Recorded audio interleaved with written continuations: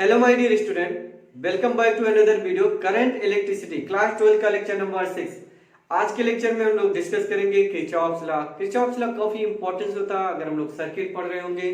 Current electricity अगर हम पढ़ रहे हैं तो काफी ज्यादा अहम रोल होता है किरचॉफ्स लॉ का इस चैप्टर में बेटा। तो चलिए गाइस, टॉपिक स्टार्ट करने से पहले अगर आप मेरे चैनल पे नए हैं तो प्लीज सब्सक्राइब करके बेल आइकन को प्रेस कर लीजिए ताकि जो भी टॉपिक का वीडियो बनाऊं, जो भी कॉन्सेप्ट अपलोड करूं, उसका नोटिफिकेशन सबसे पहले आपको मिलेगा। तो चलिए गाइस, आइए देखिए किरचॉफ्स लॉ क्या होता है। हेडिंग डालिएगा किरचॉफ्स लॉ। किरचॉफ्स लॉ, इन्होंने टू लॉ सजेस्ट किया। किरचॉफ्स के दो लॉ होते हैं। फर्स्ट लॉ देखिएगा, आप इसको लिख सकते हैं first law.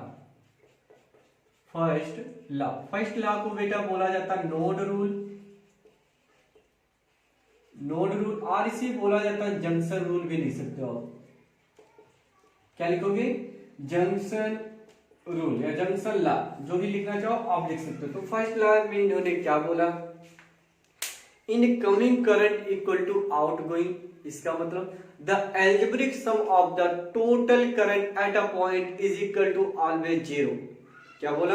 The algebraic sum of the total current at a point is equal to always zero. यानी सपोज करिए कोई पॉइंट है, मान लीजिए कोई पॉइंट है, इधर से कुछ करंट आ रही है, इधर से कुछ करंट इधर आ रही है, इस पॉइंट की तरफ आ रही है, टुवर्ड्स पॉइंट, ये कोई पॉइंट है।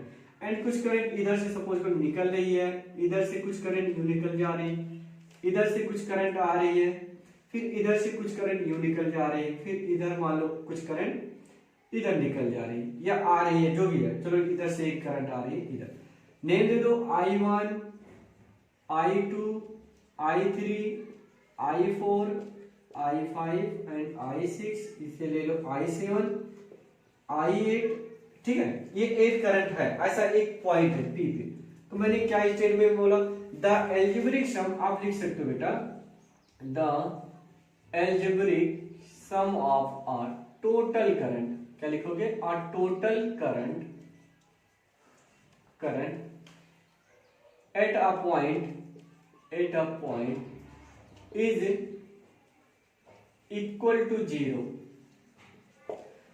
है ना। Algebraic sum of a total current at a point is equal to zero. अगर किसी पॉइंट पे बात करें, देखो इधर से कुछ करंट आ रही फिर इससे निकल जा रही, तो यहाँ पे आप बात करो अगर इनकमिंग करंट को, यानी स्टेटमेंट में लिखना चाहो ऐसा लिख सकते हो, sigma I equal to zero, sigma I equal to zero algebraic some.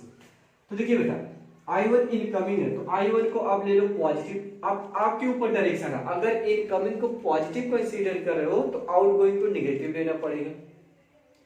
Outgoing को आप पॉजिटिव ले रहे हो तो इनकमिंग को नेगेटिव लेना पड़ेगा। आपके ऊपर डिपेंड करता है आप किसको पॉजिटिव मान रहे हो, किसको नेगेटिव मान रहे हो बेटा। तो मैं क्या मान लिया, जो टूवर्ड्स पॉइंट आ रहे हैं उनको मैंने पॉजिटिव ले लिया, एंड जो अवे फ्रॉम पॉइंट है उन्हें हमने नेगेटिव कंसीडर कर लिया। तो देखो I1 पॉजिटिव है, I2 क्या लिखेंगे आपके अकॉर्डिंग? I2 पॉजिटिव लिखा जाएगा। I3 जा रही है तो नेगेटिव लिख लो I3।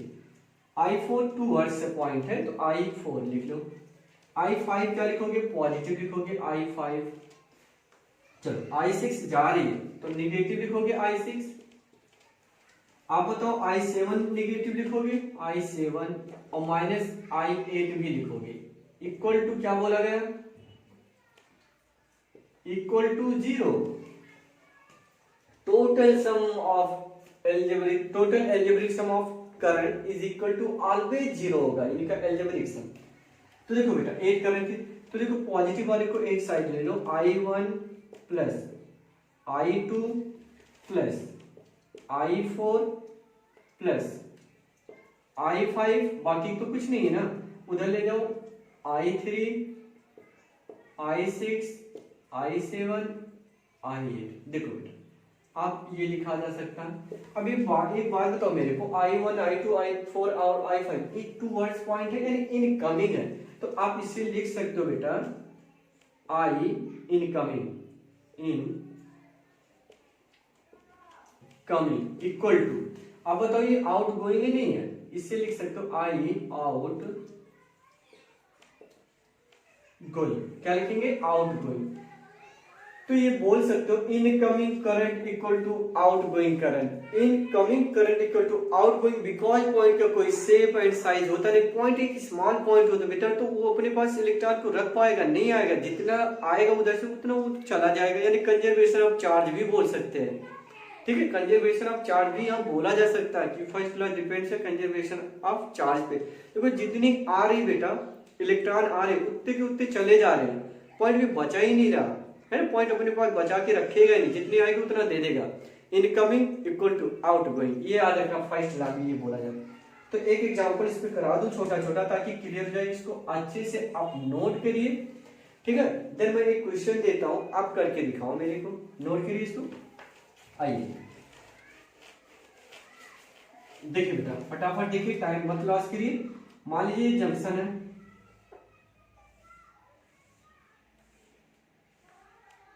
बस इतने से आप समझ जाओगे, इतना क्लियर हो जाएगा।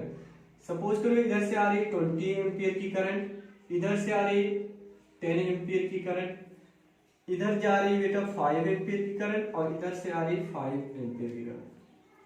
क्वेश्चन यहाँ पे I1 अननोन रख दिया, इधर से आ रही बेटा 30 एम्पियर की करंट और इधर जा रही 20 एम्पियर की करंट। तो क्वेश्चन पूछा जा रहा है आपसे I2, तो आपसे यहाँ पे पूछा जा रहा है I1 इक्वल टू क्या होगा एंड I2 इक्वल टू होगा।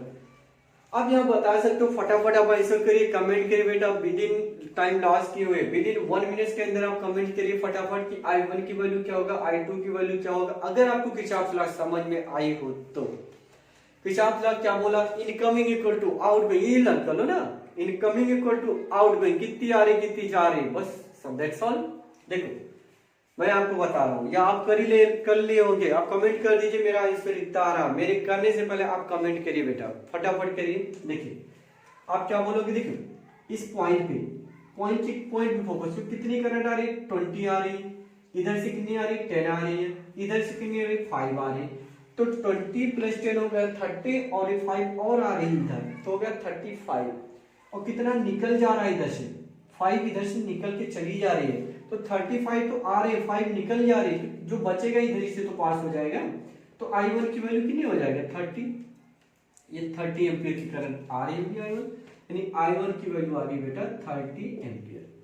अब देखो इस पॉइंट पे आप फोकस करो, यानी इधर से करंट आ रही 30 एम्पियर की करंट, इधर से आ रही 30 एम्पियर की करंट, इधर से भी आ रही 30 एम्पियर की करंट, एंड इधर से भी आ रही 30 एम्पियर की करंट, और इधर से निकल जा रही 20 एम्पियर करंट निकल जा रहे, तो 30 + 30 हो जाए 60 एम्पियर तो आ रही है, लेकिन 20 इधर से पास होकर चली जा रही, कोई अलग पाथ होगा सर्किट का, उधर से 20 चले जा रहे, तो बाकी जो रिमेनिंग होगा इधर ही से तो पास हो जाएगा, कितना बच जाएगा 40 एम्पियर, तो I2 की वैल्यू आ जाएगी 40 एम्पियर। तो I think Kirchhoff first law में कोई दिक्कत आनी नहीं चाहिए आपको, इजीली आप कर सकते हो। क्या लगाना है रूल, सिंपल सा, incoming equal to outgoing current, incoming current equal to outgoing, that solve हो जाएगा आपको। कोई भी कॉम्प्लिकेटेड क्वेश्चन रहेगा आप इसी वे को लगाओ, आप इजीली सॉल्व कर सकते हो बेटा। आइए किरचॉफ सेकंड लॉ, चलो देखो सेकंड रूल आप देखेंगे, सेकेंड रूल जिसे आप बोलते हो बेटा KVL, क्या बोलोगे, KVL, किरचॉफ्स वोल्टेज लॉ, काफी इस नेम से फेमस है KVL, किरचॉफ्स वोल्टेज लॉ, काफी इंपॉर्टेंस बेटा किरचॉफ वोल्टेज लॉ। ये किस पे बेस्ड होती है, कंजर्वेशन ऑफ, बोलो एनर्जी, किस पे होगा, कंजर्वेशन ऑफ एनर्जी लिख सकते हो, जो सेकेंड लॉ होता है based on conservation of energy. आइए मैं सर्किट बनाऊं, अपनी तरह से बना सकते हो आप, कैसे भी बनाओ, बट रूल को समझ में आना चाहिए किरचॉफ लॉ। आइए मैं कॉम्प्लिकेटेड बनाता हूँ, कॉम्प्लिकेटेड क्या थोड़ा स्टैंडर्ड बनाऊंगा ताकि आपको अच्छे से समझ में आए। मतलब सेल ले लिया, ऐसे सेल भी कंसीडर कर सकते हो, कोई दिक्कत नहीं।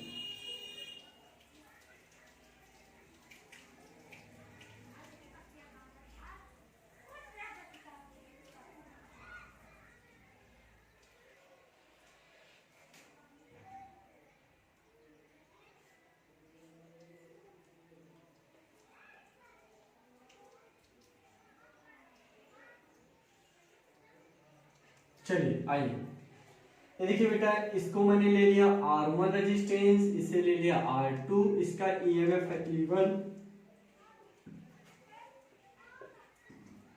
E1, E2 एंड E3, इसका रेजिस्टेंस ले लिया R3, R4 एंड R5। इसमें करंट जो आ रही I1 मान लिया, इधर करंट आ रही बेटा I2, क्योंकि देखो डिफरेंट तो होना ही है, सर्किट ही वैसा। देखो यहाँ कुछ जंक्शन है बेटा, इधर से कुछ करंट आ रही है, कुछ इधर से आ रही होगी, तो कुछ ही तो इधर से जा पाएगी, वो तो टोटल नहीं आ पाएगी। इधर से I1 आ रही है, इधर से कुछ आ रही होगी, इधर से कुछ आ रही होगी, या कुछ जा रही होगी, तो बचेगा जो I2 ने दे दिया, पता नहीं कितना I2 बोला मैंने। इधर जो करंट आ रही है इसे बोल दिया I3 बोला, एंड इधर से आ रही करंट मैंने बोल दिया I4। करंट की डायरेक्शन आप ऐसे भी ले सकते हो, कोई मैटर नहीं करेगा, ले लो आपकी मर्जी। I3 को मैंने इधर लिया, आप इधर भी ले सकते हो, कोई दिक्कत नहीं बेटा, ठीक है, मैंने इधर ही ले लिया I। बाकी तो सभी समझ में आ रहा होगा, positive negative terminal, positive negative, positive negative. कोई सेल है, एक एनोड होता है, एक कैथोड होता है, ठीक है। चलो ठीक है, नेम दे दो आप अच्छे से, इसको दे दो A, इसे बोल दिया आपने B, इस यहाँ पे एक पॉइंट है C, इसे D बोल दो, ठीक है, सॉरी D, और इस पॉइंट को आप बोल दो E, इस पॉइंट को आप बोल दो F, सॉरी G, इसे H और फिर A। आइए खिंचाव थोड़ा लगाते हैं हम लोग, ठीक है। अभी बहुत आसान तरीके से भी सिखाऊंगा, एक तो ये भी मेरे लिए बहुत आसान होता, आपके लिए भी आसान, आपके लिए मैं ये ऐसा काम कर रहा हूँ, ABCD नंबरिंग कर रहा हूँ, नहीं तो एक मैं लूप में बना सकता हूँ। सपोज करें यहाँ देखिए KVL में पाथ पे बहुत ज्यादा पाथ का रोल होता है। आप क्लॉकवाइज घूम रहे हो या एंटी क्लॉकवाइज घूम रहे हो, पाथ का इंपॉर्टेंस बहुत ज्यादा हो रहा है, ठीक है। एक सेंस में घूमना पड़ता है हम लोग को, अभी पाथ पे डिपेंड करे, यानी क्लॉकवाइज घूम रहे हो, एंटी क्लॉकवाइज मैटर करता है। तो देखो A का पोटेंशियल, तो आपने लिखा A का पोटेंशियल, ठीक है। करंट की डायरेक्शन में जा रहे हो तो पोटेंशियल क्या करेगा, ड्रॉप करेगा, तो कितना करेगा, -I1 R1। आपने लिखा -I1 R1, फिर आप कहां पे पहुंच गए, B पे, तो आप समझो B का पोटेंशियल लिख लिए। तो पोटेंशियल डिफरेंस आप लिख सकते हो कहां का, BA minus BB equal to I1 R1, ऐसा लिख सकते हो। हाँ इजीली लिख सकते हो बेटा, कोई दिक्कत नहीं, ऐसा लिखा जा सकता है। आप खुद ही देखिए मैंने क्या लिखा, BA, और करंट की डायरेक्शन में चले वो पोटेंशियल ड्रॉप कर रही है, यानी गिर रही है पोटेंशियल, तो -I1 R1 इक्वल टू कहां पे पहुंच गए, B पे। अमर यहीं पे रुक जाओ, लेकिन आपको घूमना, पूरे सर्किट में घूमना है, ठीक है। तो देखो आप थोड़ा फोकस करना, BA minus BB equal to I1 R1 लिखा, अगर करंट ऐसे जा रही है तो यहाँ पे पॉजिटिव हमने लिखा। आप चलो लॉजिक लगाओ, B टू C जा रहे हो आप, B टू C, तो आप लिखोगे B का पोटेंशियल माइनस C का पोटेंशियल इक्वल टू, देखो करंट के डायरेक्शन में आप जा रहे हो तो पॉजिटिव लिखो नेगेटिव लिखो, पॉजिटिव लिखोगे अगर उस साइड लिख रहे हो, अगर देखो मैं पॉजिटिव करते जा रहा हूँ, पॉजिटिव I2 R2, सपोज करो ये इक्वेशन सेकेंड हो गई। फिर देखो आप C से कहां जा रहे हो, D पे। अब एक बात ध्यान देना बेटा, आप हायर टू कहां जा रहे हो, लोअर, हायर से लोअर जा रहे हो, हायर पोटेंशियल से लोअर पोटेंशियल जा रहे हो, यानी BC माइनस BD जा रहे हो, इनके भी हायर टू लोअर जा रहे हो। जब भी हायर टू लोअर जाएंगे तो निगेटिव लिखोगे, ये थर्ड हो गई आपकी, हायर टू लोअर जा रहे हो, देखो हायर पोटेंशियल से लोअर जा रहे हो तो निगेटिव लिखोगे आप। फिर देखो D से E में आ जाओगे, तो पोटेंशियल D फिर E, आओ बताओ, करंट इधर ही जा रही है तो आप लिख सकते हो प्लस I3 R3, लिखेंगे ना, करंट I3 R3। फिर देखो हायर से लोअर फिर जा रहे हो, यानी BE minus BF equal to क्या लिखोगे, आप बताओ। हायर से लोअर जा रहे हो तो आप निगेटिव लिखोगे -E2, ये मान लो फोर्थ इक्वेशन थी, तो ये आपका फिफ्थ इक्वेशन हो जाएगा।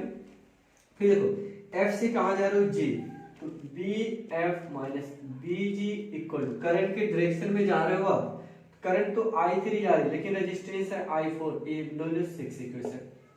फिर G से कहां जा रहे हो, H पे जा रहे हो, कहां पे जा रहे हो, H पे जा रहे हो, तो BH इक्वल, देखो करंट आ रही इधर, करंट की डायरेक्शन डाउनवर्ड है, अब इसके अपोजिट जा रहे हो तो निगेटिव लिख लो आप, तो माइनस, देखो डायरेक्शन में थे करंट के डायरेक्शन में आप जा रहे थे तो पॉजिटिव आपने नोट डाउन किया, लेकिन करंट के आप अपोजिट जा रहे हो तो इस जगह पे आप क्या लिखोगे, I4R5, इसे ले लो 6 7 इक्वेशन। बात आई थिंक समझ में आ रहा होगा आपको, यस। फिर देखो हायर से लोअर जा रहे हो, फिर भी हायर से लोअर जा रहे हो, या मैं एक यहाँ पे ऐसा कर ले रहा हूँ, इससे हायर कर ले रहा हूँ और इसे लोअर कर लेता हूँ। ध्यान देना, थोड़ा सा डिफरेंट कर लो, ये निगेटिव कर ले। बताओ लोअर टू हायर जा रहे हो तो लोअर से हायर जा रहे हो, यानी H से फिर कहाँ जा रहे हो, A पे जा रहे हो, तो हायर पे जा रहे हो तो आप इसे लिख सकते हो E3, इसे ले लो 8th इक्वेशन। बात समझ में आ रही है? जो मैंने इक्वेशन लिखा, पोटेंशियल ड्रॉप लिखा, हर एक के क्रॉस की कितनी पोटेंशियल ड्रॉप करे जाएगा, ये बात समझ में आ रही? बहुत आसान तरीके से डिफरेंट आप लिख सकते हो। आइए एडिंग दीज इक्वेशन, इन सबको हम ऐड कर ले, जोड़ लें सभी को, तो जोड़ोगे आप मेरे को बताओ, मेंशन करो। जब भी हम इन सबको जोड़ेंगे तो देखो ये फर्स्ट इक्वेशन, तो इसी का ये ट्रांसफॉर्मेशन, देखो B पॉजिटिव है, ये निगेटिव है, ये negative positive negative positive negative positive negative positive negative positive, देखो कैंसिल हो, फिर नेगेटिव B है और यहाँ पॉजिटिव ये कैंसिल हो, तो इस साइड में क्या मिला आपको, 0, बाकी ये मिला, ये मिला। तो देखो सेकेंड लास्ट ये हम स्टेटमेंट में लिखना चाहें, the algebraic sum of potential difference across any close loop is equal to always 0। The algebraic sum of potential drop any close loop is equal to 0, ऐसा भी लिख सकते हैं। The algebraic sum of potential drop any close loop या any around a loop is equal to always 0। यानी आप ये अच्छे से समझ पा रहे होंगे, अगर इन स्टेटमेंट में हम लोग लिखते तो यहाँ लिख सकते थे IR equal to 0, potential drop always 0, ये law of conservation of energy पे बेस है बेटा। तो इनका जो एल्जेब्रिक सम होगा पोटेंशियल ड्रॉप का ऑलवेज 0, तो आप लिख लीजिएगा the algebraic sum of potential drop any close loop is equal to 0। आप स्टेटमेंट में लिखें तो देखो इनका सम क्या मिला, 0 मिला। तो देखो मैं लिखने जा रहा हूँ बेटा, फर्स्ट लिखोगे आप प्लस के I1 R1, फिर सेकंड भी आपने लिखा I2 R2, फिर थर्ड क्या है माइनस E1, आपने माइनस E1 लिखा, फिर देखो क्या लिखेंगे प्लस के I3 R3, फिर बोलो क्या लिखोगे माइनस E2, फिर बताइए ये पॉजिटिव लिखेंगे ना, करंट के डायरेक्शन में जा रहे हैं तो आप इसे लिखेंगे प्लस I3 R3, मतलब R4 है, R4 सॉरी R4। फिर बताओ यहाँ पे आगे आप ये लिखोगे माइनस I4 R5, फिर E3 इक्वल टू क्या लिखा आपने, ये थोड़ा छोटा मैं बना रखा हूँ, इक्वल टू यहाँ पे क्या लिखा 0 लिखा। ये बात समझ में आ रही? इसी तो किरचॉफ लॉ बोलेंगे आप, या मैं दूसरे और तरीके से आपको सिखाने जा रहा हूँ, एक और इक्वेशन बनाने जा रहा हूँ, इसको आप अच्छे से नोट करोगे। एक और आसान तरीका, कभी भी कोई भी कॉम्प्लिकेटेड सर्किट हो, कैसा भी सर्किट, डिफरेंट से डिफरेंट कंजेस्टेड अगर सर्किट आ रही है तो आप आसानी से किरचॉफ लॉ अप्लाई करके उनमें जो अननोन होते हैं करंट I1 I2 I3, इनकी वैल्यू इजीली इक्वेशन बना करके आप इजीली सॉल्व कर सकते हैं। ठीक है, आइए देखते हैं। ये फर्स्ट मेथड थी, यानी एक सेगमेंट में निकाल करके पोटेंशियल डिफरेंस आप सबको ऐड कर लो, तभी भी आप वही चीज मिलेगा, आपको एक इक्वेशन वही मिलने वाला है ना। दूसरा रूल देखो, अगर आप ऐसे ही घूम रहे हो, ऐसे ही मैं ले रहा हूं, ऐसे ही आप घूम रहे हो, तो देखो अगर हम देखो एक वर्ड बोला था, अगर करंट की डायरेक्शन में आप चलो, करंट की डायरेक्शन में मूव होने से पोटेंशियल क्या होती है, ड्रॉप होती है, नहीं है। करंट की डायरेक्शन चलने में वो पोटेंशियल ड्रॉप